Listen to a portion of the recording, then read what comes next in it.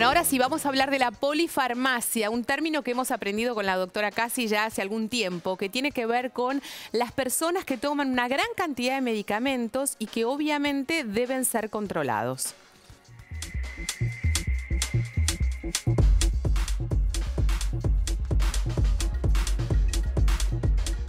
Es común que a medida que la persona va envejeciendo, tiene muchos problemas crónicos y va requiriendo cada vez más medicamentos. Lo que no debe ser dejado de lado es el hecho de que uno como médico debe preguntarse permanentemente, ¿necesita el paciente este remedio? ¿Para qué se lo estoy dando? ¿Cuál es el efecto que estoy buscando a través de esto? Y uno de los problemas más importantes que tiene la polifarmacia es que muchas veces el paciente va al médico y el médico, que hace consultas no siempre dedicadas solamente al paciente, le da el remedio para que el paciente recuerde que estuvo en el médico. Entonces el paciente va a un cardiólogo y le da un remedio, va al gastroenterólogo y le da un remedio, va a un tercer médico como puede ser un reumatólogo y le da un remedio, y al final todos nos hemos olvidado de quién es el paciente a costa de darle remedios. Y muchos de estos remedios tienen no solo acción duplicativa, sino que eventualmente hasta pueden tener efectos secundarios en lo que es la sumatoria de estos medicamentos. Es decir, que cuando un paciente utiliza muchos remedios, se define como 5 o más, y que alguno de ellos tenga acción duplicativa, esto es lo que define la polifarmacia. Uno de los temas más importantes cuando uno piensa en polifarmacia es ver cuál es el efecto que busco y por cuánto tiempo se lo voy a dar. Lo que en medicina no existe es el se lo doy ahora y es para toda la vida. Permanentemente uno debe reevaluar esta situación. Es sumamente importante que el médico tenga una historia clínica única donde va llevando todos los medicamentos que los distintos especialistas le van dando. Debe haber alguien que coordine la atención del paciente y claramente ese es el médico de cabecera.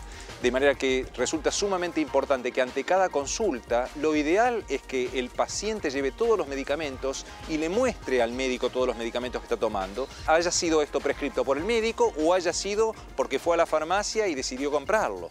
Es decir, tanto los medicamentos prescriptos como los no prescriptos, el médico de cabecera debe saberlos para ordenarlos, para reevaluarlos, para discontinuar aquellos que deba discontinuar o indicar aquellos que sean necesarios. No es que sea malo tomar muchos remedios, lo que uno debe saber es que debe tomar aquellos que son necesarios y tratar de discontinuar aquellos que no lo son.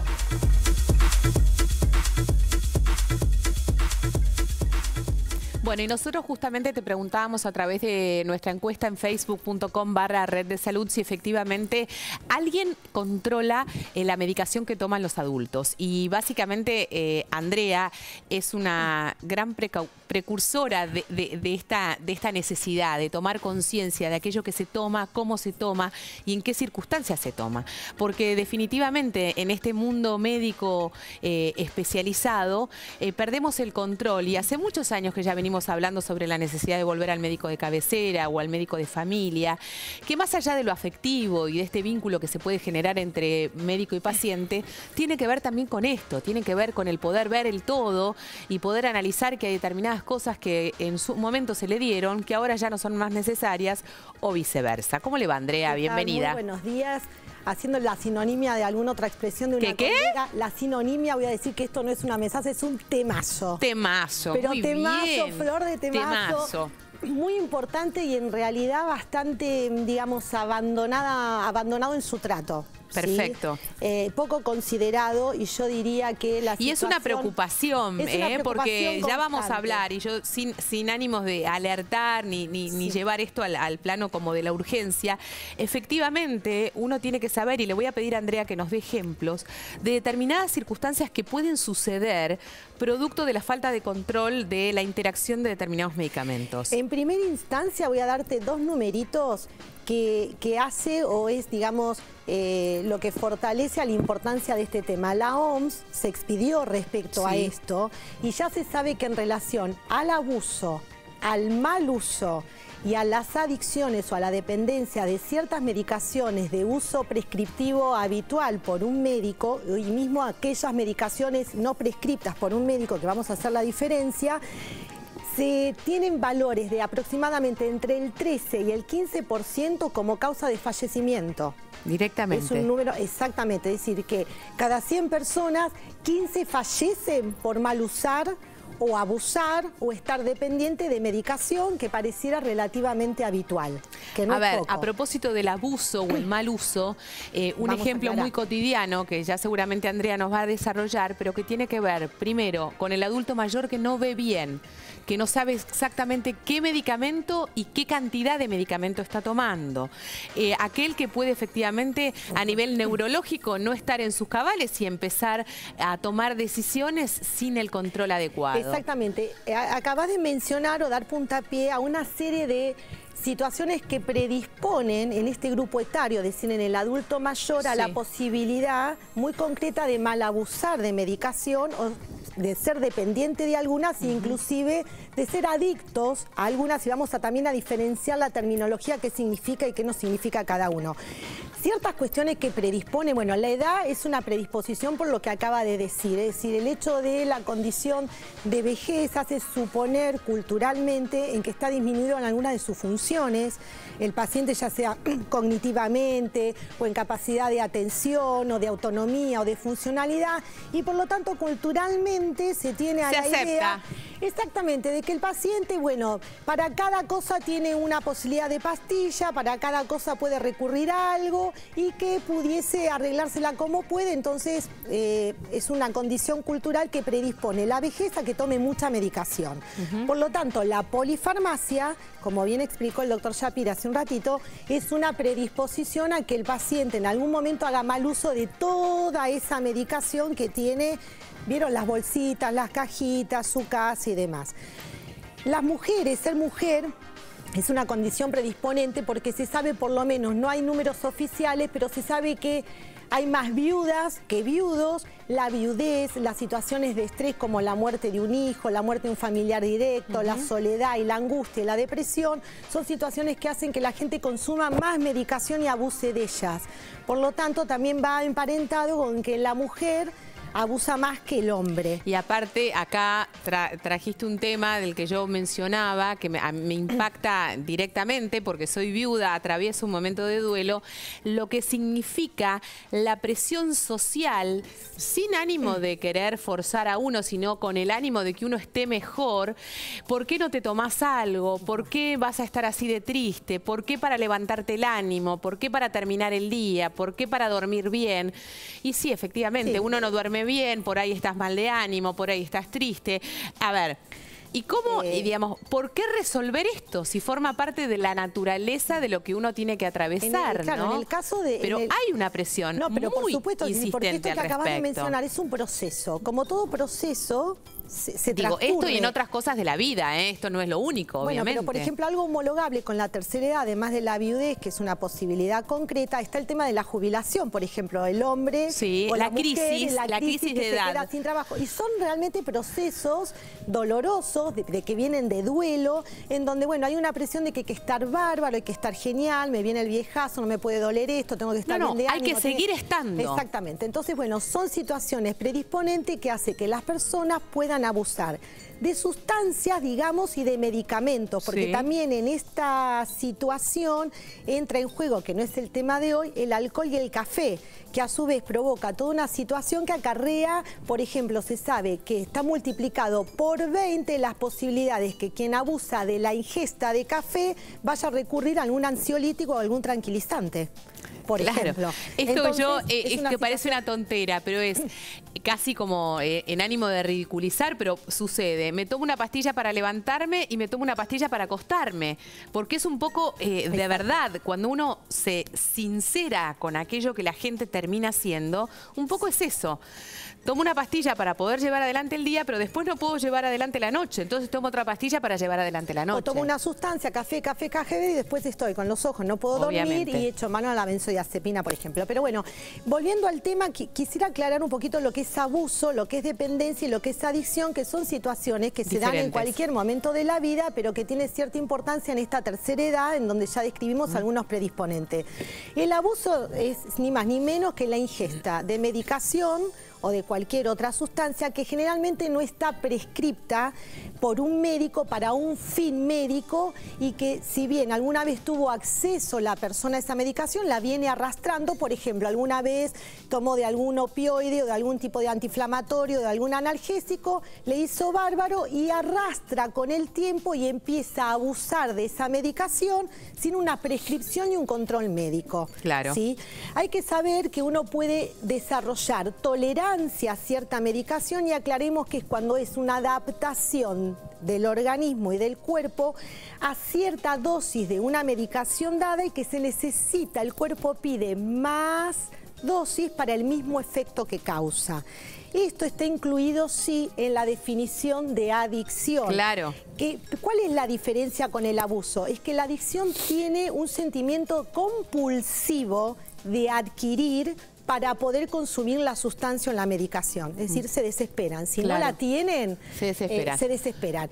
Ahí hacemos las grandes diferenciaciones entre las cosas lícitas e ilícitas, pero no es de todas maneras, cuando hablamos muchas veces de las adicciones y hablamos de jóvenes que sufren adicciones, no solamente hablamos de la cocaína o de la marihuana, sino que hoy por hoy, en los últimos tiempos, se habla de esta adicción a los fármacos, esta necesidad de ir y tener una cantidad de fármacos que hacen de un cóctel peligrosísimo que puede llevar la vida, o a veces ¿no? Para manejar síntomas que le dan otras sustancias ilícitas también. Y para calmarse. Bueno, pero ahora caímos en un punto muy importante porque a esto queríamos, o por lo menos yo quería llegar y mandar el mensaje. Te voy a dar dos numeritos también muy importantes. El 30% de los mayores de 65 años toma medicación prescripta por un médico, ¿sí? Ahora, es alarmante porque entre el 40 y el 50% acceden y toman y abusan de medicación no prescripta por el médico y es de venta libre o arrastrada por alguna otra prescripción o dada por la consuegra o dada por la amiga y hace de esto una situación muy importante, riesgosa, porque voy a enumerarte cuáles son las medicaciones habituales de la cual muchas veces no se le llega una información concreta al médico y el paciente, sin embargo, lo toma como algo absolutamente natural y es sumamente peligroso. Esto que vos decís que tiene que ver con no comunicarle al médico cuando hago la consulta de control sobre aquello que tomé, ¿por qué? Porque es un antiinflamatorio, porque es algo para bajar la fiebre, pero lo tomo de manera crónica. Entonces tiene un impacto en la salud. Digamos, siempre se le recae la responsabilidad al médico, se trabaja sobre el compromiso y la responsabilidad del médico que hay que controlar y permanentemente preguntar, indagar a sabiendas de que hay cosas que parecieran para el paciente natural y que no lo son. Pero quiero aclarar que en esto hay, digamos, es más extensa la responsabilidad. Está la farmacia que se lo vende sin receta, está la población o la gente misma, los parientes que se lo dan porque le hizo bien y ella lo tiene que tomar. Están, digamos... Está también los médicos que te dan las muestras médicas porque facilitan y ayudan y piensan de esta manera ayudar a un determinado paciente, que esas muestras muchas veces tienen un margen de vencimiento muy limitado y termina la persona tomando medicación. Todo un sistema está comprometido porque el paciente accede a cosas que habitualmente no tendría que acceder. Por ejemplo, hay una droga de la cual es habitual que la gente abuse, de la cual no se llega a la información y es la aspirina. La gente tiene como culturalmente aceptado que para empezar el día y para energizarse y para sentirse bien hay que tomar una aspirina, que es el ácido acetilsalicílico, por día. Error.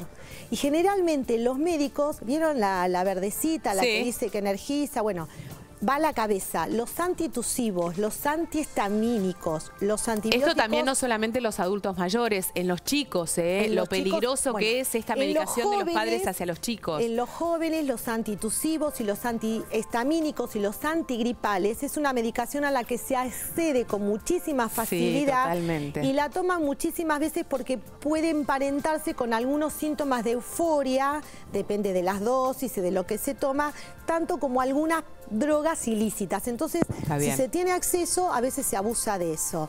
Los diuréticos, ojo, los diuréticos... Laxantes. Laxantes, exactamente. Y bueno, y cuando en realidad el médico debe de preguntar y hacer su historia farmacológica, siempre tener en cuenta esto, porque es pero segurísimo que el paciente tiene una listita de cualquiera de estas medicaciones que a ellos les parece de uso habitual o, digamos, como más permitido versus las ilícitas. Claro, totalmente. Para cuando en realidad no lo es así y comienzan las interacciones, los problemas. Porque no solamente se toma esa medicación, con lo cual esa está tomándose con otra y esa interacción la persona no la conoce. Hay una, exactamente, tenemos unas notificaciones últimas, si bien no tenemos de parte de nuestro sistema de salud números muy concretos respecto a algunas cosas, que por ejemplo últimamente se ha visto un abuso y un mal uso del sildenafil, tanto en gente joven como en gente mayor. Y es la pastillita azul. Es la pastillita azul, no quería dar marcas, pero bueno, sí, conocida habitualmente. Por la pastillita azul. Por la pastillita azul, no, pero me refiero a que uno ve, sale cara y en el adulto mayor viene permanentemente a buscar la receta y entiende que una la adquiere, la otra la va a buscar y la compra sin receta y bueno. Es así. Es un círculo lamentablemente muy pero muy peligroso. Ahora bien, por el otro lado, respecto a las recetadas y a las que se supone tendrían que tener mucho más control por lo que implican, van a la cabeza los analgésicos opioides y los psicofármacos, que es un temón en la prescripción de los adultos mayores. Se sabe que aproximadamente más del 40% o más del 80% de un mayor institucionalizado, los famosos geriátricos, consumen psicofármacos. Esto es gravísimo, gravísimo, porque es una de las medicaciones que, de acuerdo a la potencia, a cuál demos, cuál elijamos, y verdad, son de los que más tolerancia pueden dar, son los que más dependencia pueden dar, con la consecuencia... Y los cuales de los más se utilizan, porque aparte tiene que ver con la comodidad propia del funcionamiento del geriátrico, que los viejitos no se muevan demasiado, que no molesten, que no griten, y digamos, y lamentablemente esto es bastante frecuente, y bueno, sufren convengamos lo que dijiste hace un ratito, si no es como pareciera habitual, que no debiera hacerlo, que te no todos los viejos tienen que estar así. Pero más allá de los viejos, que te ven un poco nerviosa, te ven ansiosa y te dicen... Bancátela, les digo yo. Una X benzodiazepina, un clonazepam, estoy hablando de droga, no marca comercial. Vamos a hacer una campaña que diga bancátela. Claro, no, o digamos, a ver, no estoy diciendo con esto que no sean drogas útiles, bien indicadas y bien controladas. Bancátela digo al otro que le molesta a uno cuando está alterada, cuando está... Hay indicación absolutamente para todo. Y en este punto, respecto a las personas mayores, hay ciertos consejos y a la cabeza está de que se vuelva, en concreto, y a la posibilidad de que se tenga un médico único de cabecera y coordinador, si es posible geriatra, sino un buen clínico, que pueda coordinar todo esto, fundamental, porque es imposible y existe el shopping de los pacientes para con todos los médicos. Entonces, toman esta medicación de este especialista, toman esta medicación del otro, y cuando nos querramos acordar, tienen cajas y mesas y cajones de medicaciones. Vos sabés que es muy común que a veces dos medicaciones... Es muy común que nos maten si no nos vamos al corte. Tenés razón. Es muy común, es muy común. Doctora Casi, aparte ya conociéndola, sabés que puede hablar hasta pasado mañana. Bueno, hacemos la pausa.